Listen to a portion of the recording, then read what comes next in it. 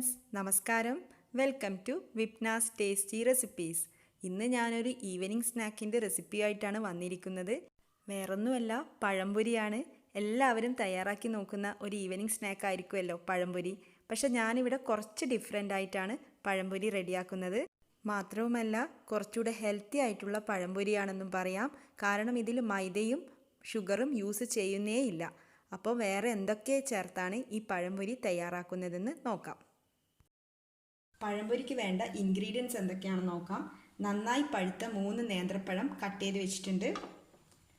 1 cup ഗോതമ്പ് പൊടി. മൈദക്ക് പകരം ഗോതമ്പ് പൊടിയാണ് യൂസ് ചെയ്യുന്നത്. അതേമാതിരി പഞ്ചസാര യൂസ് ചെയ്യുന്നില്ല. അതിന് പകരം വെല്ലം അല്ലെങ്കിൽ ശർക്കര. ഇവിടെ ഞാൻ 1 വെല്ലം പൊടിച്ചു വെച്ചിട്ടുണ്ട്. 1 or 2 വെല്ലം നമ്മുടെ മധുരത്തിനനുസരിച്ചിട്ട് എടുക്കാം. 3/4 കപ്പ് തേങ്ങാപ്പാൽ.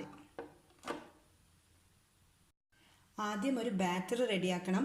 അതിന് വേണ്ടിയിട്ട് ഗോതമ്പ് പൊടിയിൽ തേങ്ങാപ്പാലും വെല്ലവും ഒരു നുള്ളു ഉപ്പും ചേർത്തിട്ട് ഒരു ബാറ്റർ റെഡിയാക്കിയെടുക്കണം. ഇത് സാധാരണ ചെയ്യുന്ന പോലെ സ്പൂൺ വെച്ചിട്ടും തയ്യാറാക്കാം, അല്ലെങ്കിൽ മിക്സിയിൽ ഒന്ന് ബീറ്റ് ചെയ്തെടുക്കാം. ഞാൻ മിക്സിയിലാണ് ഇത് മിക്സ് ചെയ്യുന്നത്.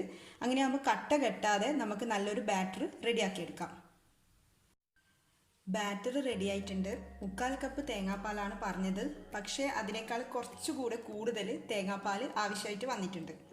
ഇനി ഇതിലേക്ക് baking powder 1/4 teaspoon baking powder ചേർത്ത് കൊടുക്കാം. നന്നായിട്ട് മിക്സ് ചെയ്ത് കൊടുക്കാം. ബാറ്റർ ഇതാ റെഡി ആയിട്ടുണ്ട്. അപ്പോൾ ഇനി നമുക്ക് പഴംപൊരി റെഡിയാക്കി തുടങ്ങാം. ഓയിൽ ചൂടായിട്ട് വരുമ്പോൾ ഓരോ കഷ്ണം പഴമെടുത്ത് മാവിൽ മുക്കിയിട്ട് വറുത്ത് കോരാം.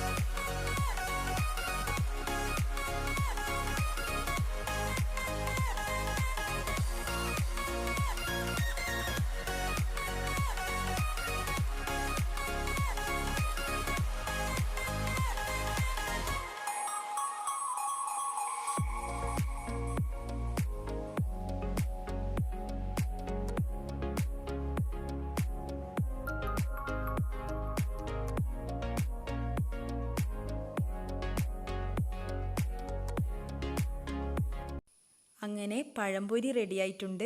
ബാക്കി മാവ് വരുന്നുണ്ടെങ്കിൽ വെറുതെ കളയണ്ട. ഇതേപോലെയുള്ള അപ്പം തയ്യാറാക്കിയെടുക്കാം. ഗോതമ്പ് പൊടിയും തേങ്ങാപ്പാലും വെല്ലവും ഒക്കെ ചേർത്തിട്ടുള്ള നല്ല ടേസ്റ്റി ആയിട്ടുള്ള അപ്പം തയ്യാറാക്കാം. അപ്പോൾ എല്ലാവരും ഈ പഴംപൊരി ഒന്ന് ട്രൈ ചെയ്ത് നോക്കണം. മൈദ യൂസ് ചെയ്യാത്തവർക്കൊക്കെ കഴിക്കാൻ പറ്റിയ ഒരു ഈവനിങ് സ്നാക്കാണിത്. പിന്നെ ചാനൽ ആദ്യമായിട്ട് കാണുന്നവരാണെങ്കിൽ ഇഷ്ടപ്പെട്ടെങ്കിൽ സബ്സ്ക്രൈബ് ചെയ്യണം, ലൈക്ക് ചെയ്യണം, ഷെയർ ചെയ്യണം.